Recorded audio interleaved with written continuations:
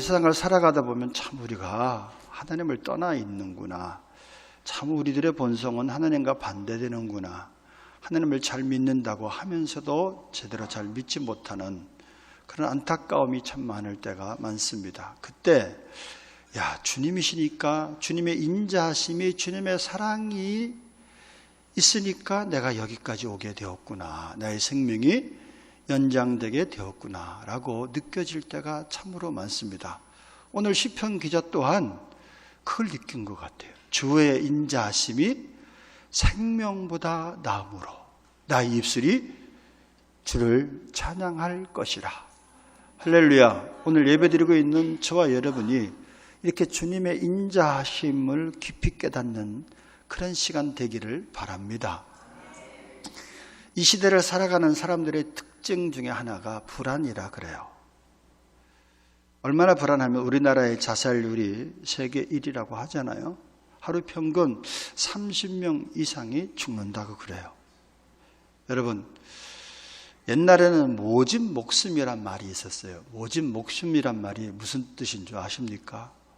죽고 싶어도 잘 안 죽어지는 거야. 병이 들었는데 내가 자식에게 누가 되고 다른 사람에게 누가 돼. 빨리 좀 죽었으면 좋겠는데 그러면 그럴수록 안 죽어지네. 그래서 우리는 그 목숨을 참 모진 목숨이다. 그렇게 얘기합니다. 여러분, 혹자는 죽고 싶어도 잘 죽어지지 않아서 모진 목숨이라고 하는데 죽는 것이 그렇게 어렵다는 말이잖아요. 죽는 것처럼 어려운 일이 없는데도 불구하고 오죽하면 죽음을 선택하고 목숨을 끊겠느냐라는 그런 말씀입니다. 우리나라가 그 어느 때보다 지금 교육 수준이 높고 국민소득이 높아져서 소위 삶의 질이 5,000년 역사 가운데 가장 높은 시대를 살아간다고 하는데 정말 그런 걸 느끼고 살아가는지 모르겠어요. 제가 초등학교 때만 하더라도 굉장히 우리나라가 못 살았어요. 그냥 과자가 있는 과자, 왕사탕, 이만한 거 하나 쭉쭉 빠는 거, 껌 있는 거 붙여갖고 그냥 벽에다 붙여두면 온 가족이 씹으면서 같이 그렇게 살았던 우리들입니다. 그리고 방 한 칸에 온 가족이 다 거기서 다 살았잖아. 각 방이 어디 있어? 넓은 방 안에 온 가족이 다 살고 오강은 저 머리맡에 두고 여러 사람이 소변 장소가 거기 아니었겠습니까, 여러분? 그렇게 못 살았던 우리나라, 그때는 자살률이 그렇게 높지 않았어. 그때는 뭔가 소망이 있었고, 그때는 뭔가 그래도 열심히 노력을 하면 잘 살 수가 있었단 말이죠. 근데 가면 갈수록 이 세상 살기가 참으로 만만치가 않구나라고 생각이 되어집니다. 여러분, 어느 때나 어느 시대를 막론하고 이 세상의 삶이 쉬운 삶이 아닌 거, 쉬운 삶이 아니고 늘 불안한 가운데 살아갈 수밖에 없는 것이 우리네의 삶입니다. 왜 그런 줄 아세요? 여러분, 사람이 영혼과 육신으로 만들어졌기 때문에 그래요. 추석 명절을 지내면서 풍성하게 아마 좀 드셨을 줄로 압니다. 저도 좀 살을 좀 빼려고 노력을 될 수 있으면 절제를 하려고 하는데 맛있는 음식들이 나오니까 좀 더 먹어서 아마 지금 한 최소한 1kg 내지 2kg는 이 3, 4일 내에 찌지 않았는가라는 그런 약간 염려가 되기도 하지만서도 여러분, 쉬는 것도 필요해. 여행 가는 것도 필요하지만은 그것만 가지고 만족할 수가 없습니다. 왜 그렇죠? 우리들은 사람이 떡으로만 사는 인생이 아니라 하나님의 말씀으로 사는, 사람이 영혼과 육신을 가졌기 때문에 그렇습니다. 영혼, 육, 이 세 가지가 만족이 되어져야만 그때는 우리는 감사하고 그때 우리는 행복할 수가 있는 줄로 믿습니다. 그래서 사람들이 추구하는 행복하려면 어떻게 해야 되느냐? 여러 가지 이유가 있지만 결정적인 행복한 요소 중에 하나가 뭔지 아십니까? 우리 인생 가운데 하나님을 만나야 행복할 수 있습니다. 빈센트 반 고흐의 그림 중 수채화인 템페라라는 그림이 한국 사람 서아무개가 소장하고 있는데 러시아 부호가 3천억에 파십시오라고 이렇게 얘기했다고 하는데 팔았는지 안 팔았는지는 몰라요. 아니 그림 하나가 3천억이라니 저 같으면 얼른 팔았겠어. 아무튼 또 피카소의 그림 중에 꿈이라는 그런 그림은 3,500만 불에 팔렸다고 합니다. 그런데 그분들의 그림의 특징이 뭔지 아십니까? 그분들의 그림의 특징은 인간의 불안, 슬픔, 갈등, 고뇌를 그 그림을 통해서 표현한 거예요. 천재 화가죠. 얼마나 잘 표현했는지 몰라도 우리 같은 사람은 저걸 봐도 저게 뭔가 그렇게 불안한가 잘 모르는데 전문가들이 볼 때는 그렇게 보인다나 봐요. 그래가지고 그것을 3천억 원 이상 주고 구입을 한다고 하는데 참 저는 모르겠어요. 실제로 여러분 반고흐는 가위로 자기 길을 자르고 점점 미쳐갔습니다. 그림을 통해서 인간의 불안, 인간의 고뇌, 인간의 슬픔, 인간의 갈등을 그리려면 자기가 불안해야 돼. 자기가 슬퍼야지 표현하는 거 아니겠어요, 여러분? 그런데 그 그림이 3천억 원에 팔렸다는 게 난 이해가 안 가고, 그런 그린 사람 반고흐는 가위를 가지고 자기 길을 자르면서 미쳐버려 봤다니까. 그런데 그런 그림 살려고 하는 사람은 또 뭔지 모르겠어요. 여러분, 인간은 연약합니다. 강한 것 같지만 사람은 정말 연약해. 똑똑하다고 생각하고 인간들의 힘으로 유토피아를 건설할 수 있다고 생각해서 공산주의를 만들었지만 여러분, 이 지구상에 공산주의가 이제는 어디 있습니까? 다 무너졌잖아. 공산주의가 변형된 사회주의. 유일하게 남아있는 저 북한에 있는 그 공산주의인지 사회주의인지는 몰라도 비참하게 백성들이 비참한 삶을 살고 있잖아요. 그런데 공산주의를 찬양하고 북한을 찬양하고 북한이 좋다는 사람이 여기 남한 가운데 살고 있는데 난 참 도대체 이해를 못하겠어. 그 사람들은 여기 살지 말고 거기 가서 좀 살았으면 좋겠어. 그런 말 하지 말고. 예?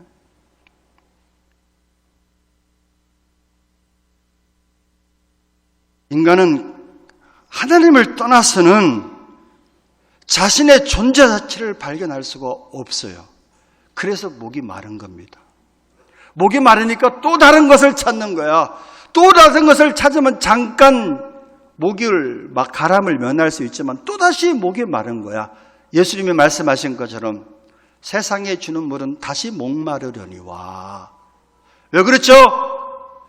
하나님을 만나지 않고는 우리는 진정한 행복함을 찾을 수가 없게 그렇게 만들어졌기 때문입니다. 하나님을 만나지 않으면 내가 어디서 와서 왜 살며 어디로 가는지 내 삶의 목적이 무엇인지를 알 수가 없기 때문입니다.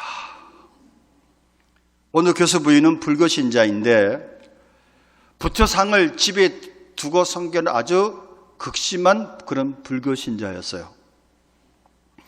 그런데 어느 날 잠을 자다가 꿈을 꾸었는데 어떤 사람이 자기를 데리고 가는데 그 험한 바위들이 쏟아있고 바람이 우글드는 길이어서 너무 무섭고 놀란 나머지 피할 곳을 찾는데 멀리서 교회 십자가가 보이더랍니다. 그때 꿈을 깬 이 자매는 지금 자기가 가고 있는 길이 잘못된 길이라구나 라는 것을 깨닫고 그 길로 바로 교회에 나갔고 지금은 신앙생활을 잘 행복스럽게 한다는 그런 간증입니다. 여러분, 그렇습니다. 우상숭배는 사람이 보기에는 바른 것 같으나 필경은 망할 길입니다. 돈, 지위, 명예, 부귀, 영화, 공명, 자랑, 인기, 세상 쾌락 등 필요할 수 있지요. 그러나 그것만 갖고 진정하게 행복할 수 없다는 것을 말씀이 증거하고 있고 우리가 살아봐서 경험하는 거 아니겠습니까? 진정한 행복은 하나님을 만나서 그분의 뜻대로 살아가는 것이 진정한 행복인 줄로 믿습니다. 그렇다면 어떻게 하면 하나님을 만날 수가 있겠느냐? 여러 가지가 있을 수 있겠지만 오늘 저는 한 가지만 말씀드리면서 또 한 주간의 기도 제목 삼기를 바랍니다. 우리가 하나님을 만나야 되는데 어떻게 하면 하나님을 만날 수 있느냐? 하나님은 예배를 통해서 우리를 만나 주십니다. 성경은요, 창세기부터 요한계시록까지 온통 예배의 기사로 가득 차 있습니다. 예배의 시각을 가지고 창세기부터 쭉 보시기를 바랍니다. 전부 예배야, 전부 예배. 출애굽기, 레위기, 성막 만드는 거 전부 예배 드리기 위함 아니겠어요? 피해 제사 드리는 거 전부 예배 드리는 거 아니겠습니까, 여러분? 그리고 아버지께서는 지금도 이렇게 예배하는 자를 찾고 계시다고 말씀하고 있습니다. 요한복음 4장 23절 말씀을 보면 이런 말씀이 있습니다. 아버지께 참되게 예배하는 자들은 영과 진리로 예배할 때가 오나니 곧 이때라. 아버지께서는 자기에게 이렇게 예배하는 자들을 찾으시느니라. 할렐루야. 하나님 아버지께서 자기에게 이렇게 예배하는 자들을 찾으신데 예배하는 자들을 찾으신다고 말씀하고 있습니다. 하나님께서는 성경 공부하는 자를 찾는다, 양육하는 자, 기도하는 자, 전도하는 자를 찾는다고 기록하지는 않았지만은, 그러나 여러분 오직 영과 진리로 예배하는 자들을 찾으신다고 말씀하고 계십니다. 탤런트 송재호 씨는 영화 제작에 실패해서 1억의 미수를 지고 자살을 시도하였고, 설상가상으로 둘째 아들이 교통사고로 세상을 떠나서 절망하여 술로세우를 보내고 있었습니다. 그런데 잘 아는 선배가 교회 가보세요. 야, 교회 가봐라 라고 권면을 했는데, 그날 이후 그 말이 자꾸 생각이 나서 스스로 교회에 나가 예배를 드리던 중 하나님을 만나게 되었습니다. 그래서 그때부터 모든 문제를 하나님께 맡기자 마침내 불안이 떠나게 되었고 슬픔이 떠나게 되었고 마음에 평안이 오게 되었다고 그래요. 그래서 방송국에서도 출연 요청이 끊어지지 않아 빚을 모두 갚고 큰아들은 지금 목사가 되어서 목회를 하고 있다고 합니다. 여러분, 그렇습니다. 교회 오면 사실은 교회에 와서 제대로만 예배 드리면 복을 받게 되어 있습니다. 오늘 시편 63편 3절 본문에 보면 주의 인자하심이 생명보다 나음으로 내 입술이 주를 찬양할 것이다 라고 했는데, 하나님의 인자하심이 나의 생명보다 낫습니다. 하나님의 얼굴이 나의 생명보다 낫습니다. 하나님의 은혜가 나의 생명보다 낫습니다. 저는 하나님을 만나야만 살아갈 수 있는 인생입니다. 하나님의 임재가 내 삶 가운데 있어야지 저는 행복할 수 있습니다. 여러분, 하나님을 만나셨습니까? 하나님을 만나신 분들도 매일매일의 삶 가운데 예배가 삶이 돼야 되고 삶이 예배가 돼야 될 줄로 믿습니다. 왜냐하면 예배를 통해서 하나님은 우리를 만나주시기 때문인 줄로 믿습니다. 그래서 여러분, 저와 여러분이 지금 드려지는 예배 가운데서 하나님의 임재가 느껴져야 돼. 저와 여러분이 기도할 때 하나님의 임재가 느껴질 때 우리는 비로소 행복할 수가 있는 거예요. 이것은 다윗의 경험 가운데 고백한 말씀입니다. 교회 와서 누구든지 하나님이 거둬주시는 은혜를 받고 복을 받을 수 있습니다. 병든 우리 인생들, 연약한 우리 인생들, 소망 없는 인생들, 버림받고 고통당하는 인생들이 은혜의 집에 와서 은혜만 받으면 길이 열리고 복된 삶이 열리게 되는 줄로 믿습니다. 전에도 말씀드렸지만 연세대학교의 총장을 지낸 백낙준 박사의 아버지는 박수무당이었습니다. 어느 날 구슬하고 있는데 젊은 전도사님이 지나가시면 여보시오, 자식들이 멸망할지 그만두시고 예수 믿고 천당 가십시오 라고 전도하고 가버렸어요. 그러니까 이 사람이 화가 나서 야, 너나 천당 가든지 백당 가든지 해라 라고 소리를 쳤다고 그래요. 그런데 집에 돌아오자 하나님의 큰 역사죠. 머리가 아프고 잘 수도 없고 먹을 수도 없고 너무나 고통스러워 할 수 없이 교회를 찾아가 예배에 참석하였는데, 그날 예수님을 영접하여 평안을 얻게 되었고, 그분은 나중에 교회 훌륭한 장로가 되었고, 그분의 아들은 한국교회 유명한 목사여 총장이 되었던 것입니다. 오늘 본문 2절에 보면 내가 주의 권능과 영광을 보기 위하여 이와 같이 성소에서 주를 바라보았나이다 라고 말씀합니다. 그렇습니다. 주님의 전에서 예배당에서 예배를 드리는 자는 주의 권능과 영광을 사모하시기를 바랍니다. 주님은 참된 예배자를 이와 같이 반드시 만나 주실 줄로 믿습니다. 그래서 하나님은 예배를 통해서 우리에게 은혜와 복을 내려주십니다. 예배를 통해서 만나주신 하나님께서 만나만 주시는 것이 아니라 예배를 통해서 하나님께서 예배하신 그런 많은 복을 예배를 통해서 우리에게 허락하여 주신다라는 말씀입니다. 제가 오늘 4절은 읽지 않았지만 4절에 보니까 이러므로 나의 평생에 주를 송축하며 주의 이름으로 말미암아 나의 손을 들리이다 라고 했는데, 손을 든다는 것은 주님, 내가 주님을 의지합니다. 나를 부인합니다. 하나님은 살아계십니다. 하고 손을 드는 거예요. 예배자의 바른 태도입니다. 이것은 마음에서 우러나오는 자세입니다. 다윗은 평생에 주를 송축하겠다고 하였는데 과연 그는 평생 바른 예배를 드려서 복을 받은 사람이 되었습니다. 잘 알다시피 그는 4,000명의 성가 대와 악기 다루는 자들을 훈련시켜서 하나님을 찬양하게 하였고, 평생에 많은 찬양시를 지어서 하나님을 찬양하며 예배를 드렸습니다. 그러자 하나님은 다윗의 이름을 존귀하게 만들어 성경에 그 이름이 가장 많이 기록되도록 하셨고, 많은 사람들이 그 이름을 불러 존경하게 만들어 주셨습니다. 그는 이 땅에서도 복을 받았고 그 가문이 복을 받았으며 그 가문에 예수 그리스도께서 오심으로 그는 메시아의 조상이 되어서 영원한 복을 받게 된 줄로 믿습니다.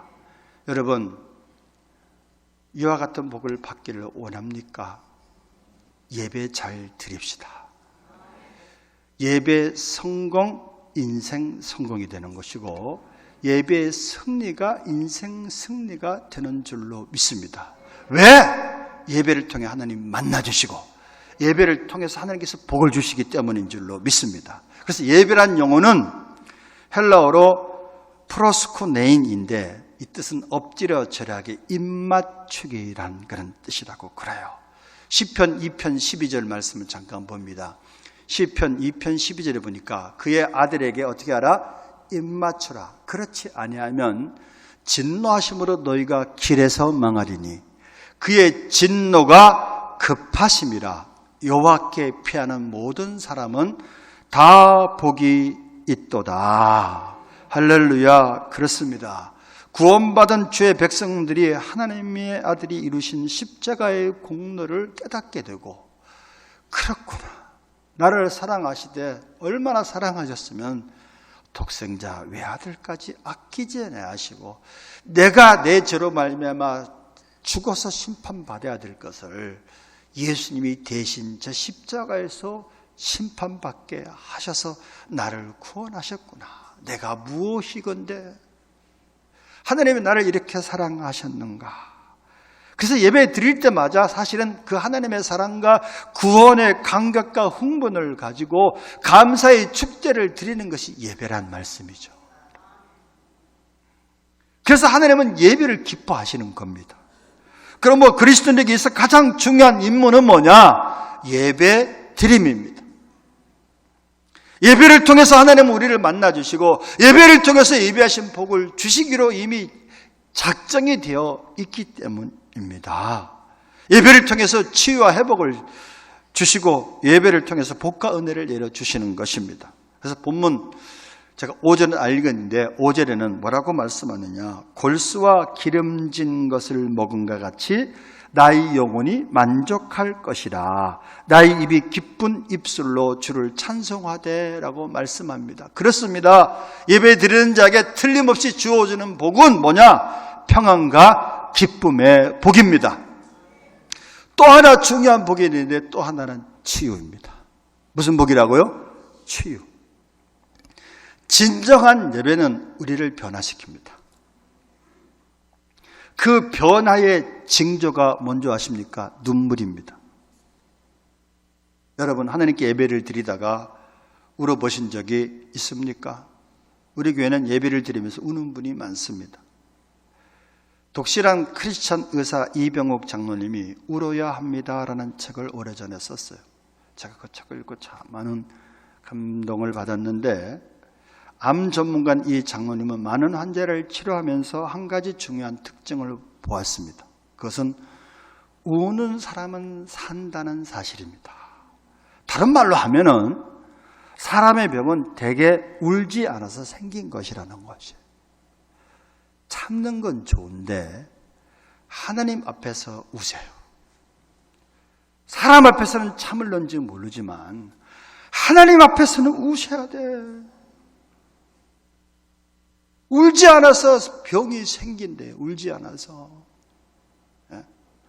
결국 울면 병이 낫는다는 것입니다. 우셔야 됩니다. 사내대장부는 눈물을 흘리지 말아야 된다. 3번 이상. 다 옛날 얘기죠, 여러분. 사내대장부도 하나님 앞에서는 펑펑 울어야 돼.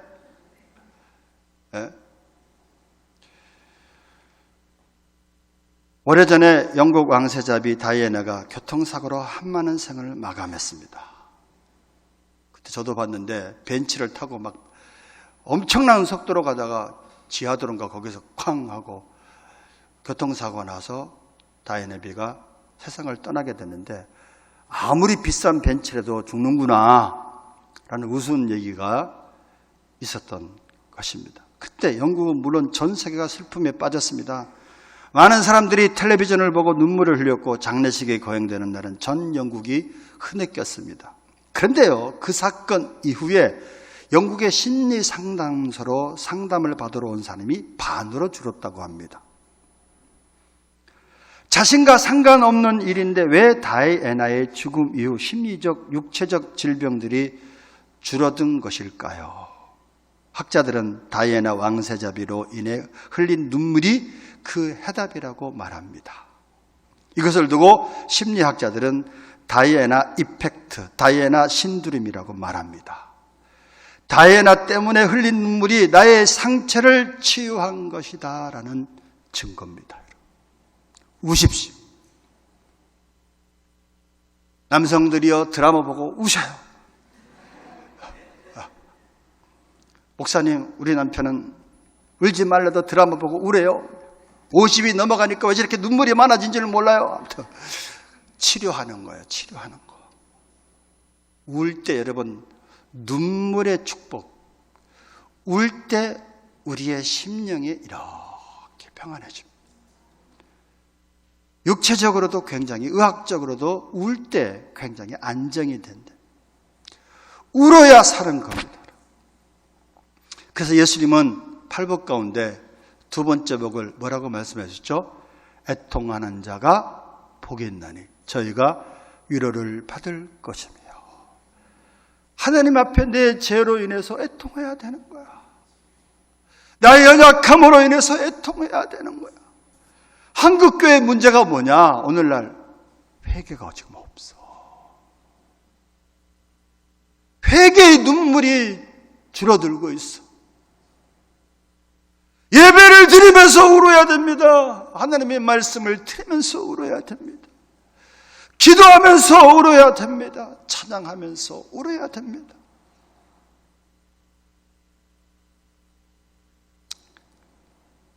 느헤미야 8장 9절을 보십시오. 백성이 율법의 말씀을 듣고 다 우는지라. 우리 생애 최고의 순간은 하나님께 예배할 때 하염없이 흐르는 회개의 눈물, 감사의 눈물, 성령이 말할 수 없는 탄식으로 나도 모르게 흐르게 하는 눈물. 다른 사람을 위해서 기도할 때 어떤 때는 그 중보 기도로 도구로 말미암아 흐르게 하는 눈물, 이 나라의 민족을 위해서 기도할 때 안타까움으로 흐르는 눈물, 그 눈물을 하나님께서 요구하고 계시는 줄로 믿습니다. 그때 하나님의 치료가 있어지게 되는 줄로 믿습니다. 영혼 육이 병들었으면 우십시오. 울 때 하나님의 치료의 광선이 발하여서 급속한 치료가 있어지게 될 줄로 믿습니다. 그렇다면 하나님 앞에 예배는 어떻게 드려야 되느냐? 어떻게 드려야 된다고요? 어떤 사람은 목사님 잘 드려야 됩니다. 그래, 잘 드려야 되죠. 어떻게 하는 게 잘 드려야 되는 것이냐? 요한복음 4장 23절 24절 잘하는 말씀입니다. 합독하겠습니다. 시작. 아버지께 참되게 예배하는 자들은 영과 진리로 예배할 때가 오느니 곧 이때라. 아버지께서는 자기에게 이렇게 예배하는 자들을 찾으시느니라. 하나님은 영이시니 예배하는 자가 영과 진리로 예배할지니라. 몇 번 설교했는데 아직도 영과 진리를 이해 못하는 분들이 많아요. 다시 말씀드립니다. 하나님은 어떻게 예배해야 된다고요? 영과 진리로. 영은 뭐냐? 헬라어로 푸뉴마입니다. 즉 성령. 하나님의 성령으로 예배 드려야 된다. 무슨 뜻이죠? 성령으로 예배 드려야 한다는 것은 성령의 감동으로, 성령의 인도함으로, 즉 우리들의 예배는 성령께서 함께 하시는 예배가 되어야 된다는 말씀입니다. 나의 기도 가운데 성령의 기름 부심이 있어져서 내가 기도하는 것 같은데 성령께서 이끄시는 기도가 되어야 된다는 거예요. 그때 그 예배를 받으시는 거예요. 그래서 여러분 예배당에 나올 때, 예배 드릴 때 먼저 여러분 기도하는 마음으로 나와야 돼요. 하나님, 예배 가운데 성령의 임재가 있어지게 해주세요. 예배 가운데 성령의 기름 부음이 있어지게 해주세요. 그 예배를 하나님이 받으시는 거예요.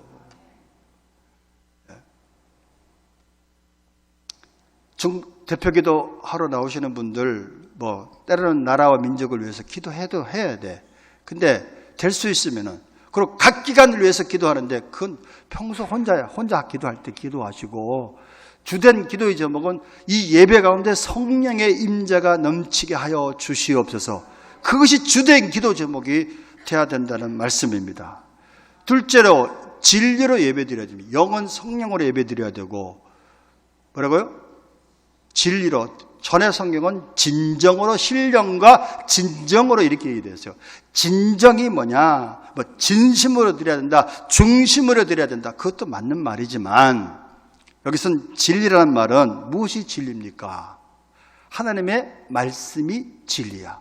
왜 예수님이 예배하는 자가 영과 진리로 예배 드릴지라고 말씀한 줄 아세요? 유대인들은 하나님이 제시한 방법으로, 하나님의 말씀으로 예배 드린 것이 아니라 자기 방법과 자기 어떤 전통으로 예배 드렸다니까. 그래서 하나님은 그 예배를 못 받으시는 거야. 안 받으시는 거야. 내가 제시한 방법으로 예배 드리라. 하나님의 말씀으로 예배 드리라. 진리로 예배 드리라. 라고 말씀하시는 거예요. 자기 편한 대로 예배 드리는 게 아닙니다. 죄송한 말씀인지 몰라도 1부 예배, 2부 예배, 3부 예배, 4부 예배 쭉 있는데 일어나는 시간에 와서 예배 드리는 거, 물론 안 나는 사람보다 낫지만은 11시 예배라 그러면 11시 예배 때 중심을 가지고 좀 일찍 나오시고, 옷도 좀 비싼 옷이 아니라 가장 좋은 옷을 입고 하나님 앞에 내가 예배 드리러 나온다. 이런 중심이 우리에게 정말로 필요하다는 얘기예요. 그리고 예배 시간에 죄송합니다. 지금 껌 씹는 사람 없는데 껌 씹지 마세요. 여러분, 대통령과 대화할 때 껌 씹으면서 대화합니까? 당장 잘려, 그 사람은.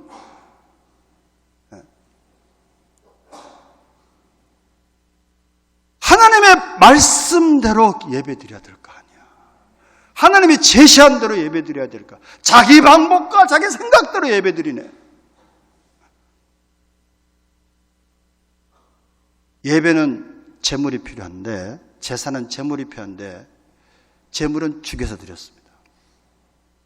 순종이 제사보다 낫다는 얘기는, 나를 죽였다는 얘기는 제가 순종하겠습니다 라는 의미예요. 근데 제사는 드리는데 순종하지 않아. 제사의 예배의 원뜻에서 어긋났죠. 예배를 드린다는 것은 나를 드리는 겁니다. 그래서 예배를 본다 하지 않고 어떻게 하죠? 예배를 드린다라고 하는 거예요. 저는 모르겠어요. 동영상 틀어서 예배 드리는 거, 영상 예배 드리는 거 예배 보는 거라고 생각하지 저는 드린다고 말씀드리고 싶지 않아. 좀 분별했으면 좋겠어. 예배는 내가 하나님 앞에 제물이 돼서 드리는 거야. 죽여서 드려야 돼.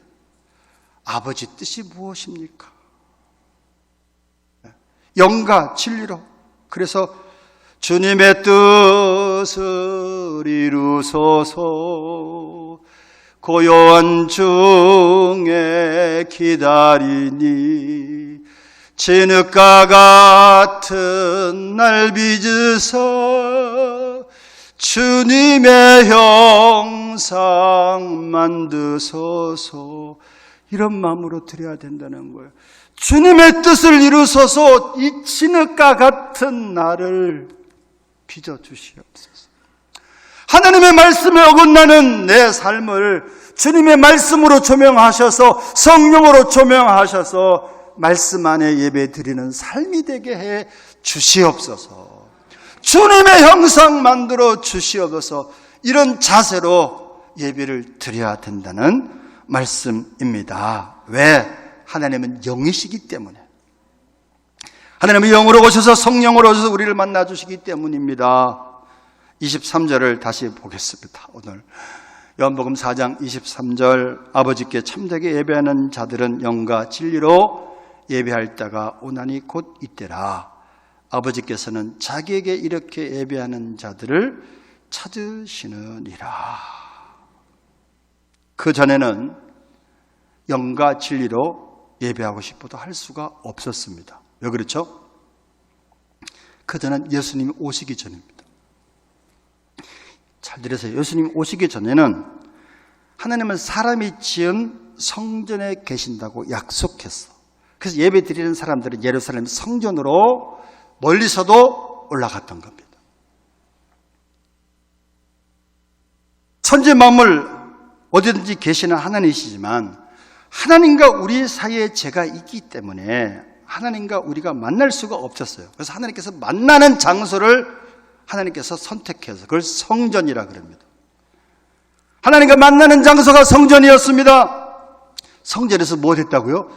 제사를 드렸어요. 제물인 짐승을 잡아서 죄값은 사마니까 내가 죄를 지면 내가 죽을 수 없으니까 대신 죽을 짐승이 필요했습니다. 속죄물이 필요했습니다. 그래서 내가 하는 제사 성전에 가지고 나와서 제사장 앞에서 안수를 합니다. 안수를 하면 내 죄가 이 짐승에게 전가됐어. 그래서 이 짐승은 죽는 거야. 제사장이 그 짐승을 죽여서 번제단에 올려서 불로 살려서 그 불의 그 연기를 통해서 하나님은 죄를 용서하셨다라는 얘기입니다. 그래서 하나님을 만나는 장소가 어디였느냐? 성전이었습니다. 그래서 예수님이 오시기 전까지는 무엇이 중요했느냐? 장소가 중요했습니다. 유대인들은 예루살렘에 성전이 있으니까 예루살렘에서 예배를 드려야 한다는 거 생각했고, 북이스라엘의 수도가 사마리아인데 북이스라엘 사람들, 사마리아 사람들은 그리심산에서 성전을 지었기 때문에 그리심산에서 드려야 된다고 생각했던 것입니다. 그래서 사마리아 수가성의 여인이 예수님과 대화하는 내용은 20절에 보면 우리 조상들은 이 산에서 예배하였는데, 이 산은 그리심산을 얘기합니다. 이스라엘 역사를 보면 다윗 왕 때 나라가 통일 왕국을 이룹니다. 그러다가 솔로몬의 죄로 인해서 결국에는 이 통일 왕국된 이 이스라엘이 북이스라엘 10지파, 남유다 2지파로 남북이 갈리어집니다. 근데 문제가 생겼어요. 무슨 문제가 생기죠? 성전이 어디 있죠? 예루살렘, 유다의 예루살렘 안에 예루살렘 성전이 있습니다. 북이스라엘 사람들이 예루살렘 성 예배를 드리러 가다 문제가 생길 수 있잖아요. 그래서 우상의 단을 만들어 놓은 겁니다, 여러분. 그런데 어쨌든 북이스라엘 사람들은 아수르에 의해서 나라가 먼저 멸망하고 남유다는 바벨론에 의해서 나라가 멸망하는데 북이스라엘이 문제가 생겼어. 10지파가. 무슨 문제가 생겼냐? 아수르의 그런 정책이 어떤 정책이냐? 혼혈 정책이었습니다. 그래서 아수르 사람하고 이스라엘 사람도 결혼을 하게. 그래서 전부 누가 나오게 되느냐? 혼혈아가 나오게 된 겁니다. 반면에 남유다 사람들은 포로로 바빌론에 끌려갔지만 자기들의 민족을 보존했어. 그래서 순수한 혈통을 보존해서 자기들만이 유대인이고 자기들만이 택한 선민이라고 생각했습니다. 저 혼혈아 섞여진 특이, 저 사람들은, 사마리아 사람들은 개야 하고 개 취급했던 것입니다. 그 사마리아 사람들이 예루살렘에 갈 수가 없으니까 그리심산이라는 곳에 성전을 세우고 그곳에 예배를 드렸던 것입니다. 그래서 오늘 사마리아 여인이 예수님께 얘기합니다. 우리 조상들은 이 산에서 예배하는데 당신들의 말은 예배할 곳이 예루살렘에 있다 하더이다. 여기서 당신들의 말은 유대인을 가리킵니다. 그때 예수님이 뭐라고 말씀하셨습니까? 오늘 굉장히 중요한 말씀을 하셨습니다. 21절부터 보겠습니다. 21절 띄워보시죠. 예수께서 이르시되 여자여 내 말을 믿으라. 이 산에서도 말고 예루살렘에서도 말고 너희가 아버지께 예배할 때가 이르리라.